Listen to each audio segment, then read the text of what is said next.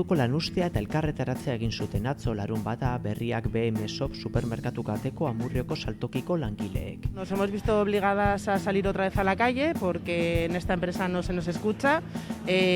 Nos intentamos reunir con ellos en innumerables ocasiones y no nos hacen caso, y a ver si gritando pues nos escuchan.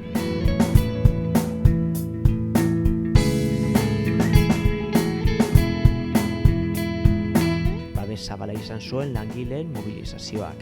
Ehunka lagun bildu ziren supermerkatuaren aurrean, Aiaraldeko mugimendu feministako kideak eta Tubaze zein Tubos Reunidoseko hainbat langile ere gerturatu ziren elkarretaratzera. Lan baldintzako betzea eskatu diote beharginek zuzendaritzari. Izan ere, ordezkari sindikalek aipatu dutenez, lankarga oso handia da.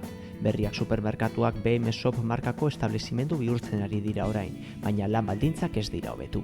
Se nos dijo que cuando fuésemos BM Shop, pues esas cargas iban a disminuir porque iba a ser pues menos trabajo, y resulta que tenemos más cargas de trabajo.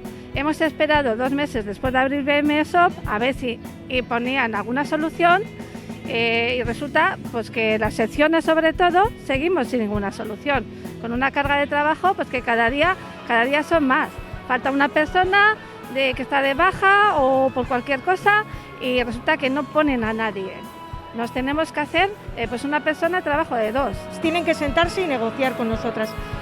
Si no lo hacen, pues seguiremos aquí manifestando y concentrándonos todas las veces que haga falta. El próximo sería el día 30, el viernes que viene, también a la misma hora, de 11 a 1. Y bueno, os invitamos a todos a estar aquí con nosotras.